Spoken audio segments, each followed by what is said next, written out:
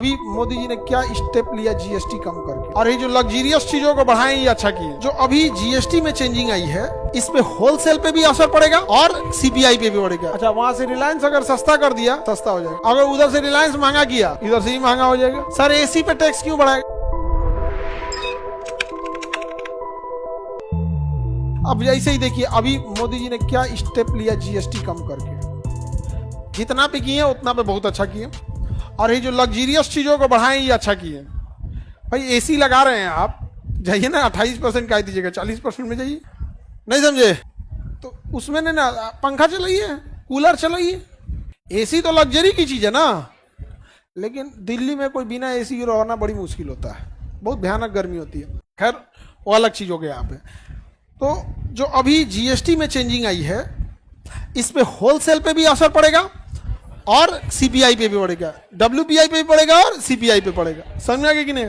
हम जिस चेयर पे बैठे हैं इस चेयर का रेट बढ़ाना है ना तो होलसेल प्राइस इंडेक्स से आराम से बढ़ सकता है। इस चेयर में दुइये को चीजें यूज हुआ है, प्लास्टिक और स्टील।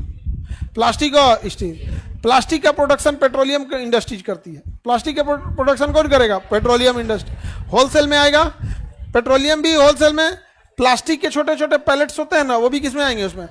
प्लास्टिक का कोई भी चीज बनता है तो या तो आप भारत पेट्रोलियम से खरीदिए या तो रिलायंस पेट्रोलियम से खरीदिए। छोटा छोटा प्लास्टिक का दाना देता है, चना के दाना बराबर, छोटा छोटा दाना देगा चना के दाना बराबर। जिस कलर का लेना है ले लीजिए वहां पे। अब बस आपका एक मोल्डिंग मशीन आएगा, एक मशीन आती है इंजेक्शन मोल्डिंग मशीन, वो छोटा छोटा दाना लीजिए और उसमें एक भर दीजिए। जैसे गेहूं पिसाने में कैसे भरा जाता है उसमें भर दीजिए। अब मशीन में जैसा सांचा देना है वहां से उसको मशीन में देंगे तो उसको पता चल जाएगा कि इस सांचा में कितना ग्राम प्लास्टिक लगेगा।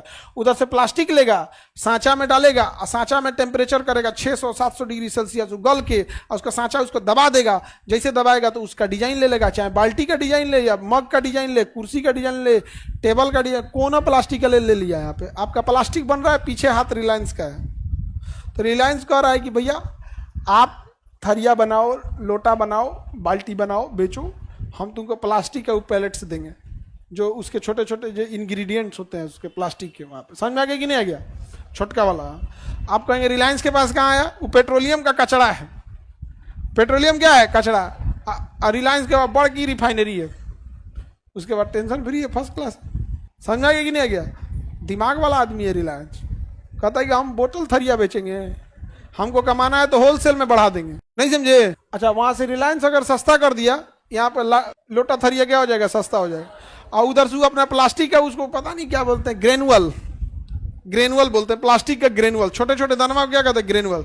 अगर रिलायंस अपना प्लास्टिक के ग्रेनुअल्स बढ़ा देगा ना तो आपका जो प्लास्टिक का डेली खरीद के घूमते हैं ना महंगा हो जाएगा। जोमेटो से खाना ऑर्डर कीजिए, स्विगी से कीजिए, प्लास्टिक में कटोरी बनाता है, प्लास्टिक का कटोरी रहता है, प्लास्टिक का ना रहता है जी। अरे जो ग्रेवी वाला आइटम रहता है उसको प्लास्टिक के कटोरी में रख देगा, बना के टेप चिपका के दे देता है, ले जाइए। अगर उधर से रिलायंस महंगा किया इधर से ही महंगा हो जाएगा। तो आपको लग रहा है ना बड़ा बड़ा आदमी कैसे कमाता है? उसको पब्लिक से मतलब ही नहीं है, उसको कंज्यूमर प्राइस से मतलब है, उसको किससे मतलब है? Wholesale price. सर आपको कैसे पता चला कि कौन सी कंपनी बनाती है? ये भाई एक तो कोनो जवाब ना है, बताओ इसका हम क्या जवाब दें? सर एसी पे टैक्स क्यों बढ़ाएगा? भैया एसी नॉर्मल आदमी के घर कूलर नहीं होता है बाबू। गांव में कुल ले के 10 को घर होगा जिसके यहाँ कूलर होगा। नहीं, गांव अमीर आदमी एसी का नहीं, गांव में हेलीकॉप्टर उतार देगा, वो क्या मतलब है? पैसा वाला कहीं रह सकता है, गांव में पैसा वाला नहीं हो सकता है? काहे नहीं हो सकता है? किसान भी पैसा वाला हो सकता है। बस किसान को बर्बाद किया गया प्लान तरीके से, समझा गया? स्टूडेंट और किसान को तो बर्बादी किया गया ना। स्टूडेंट एजुकेशन सिस्टम हम लोग का कोने गत का है।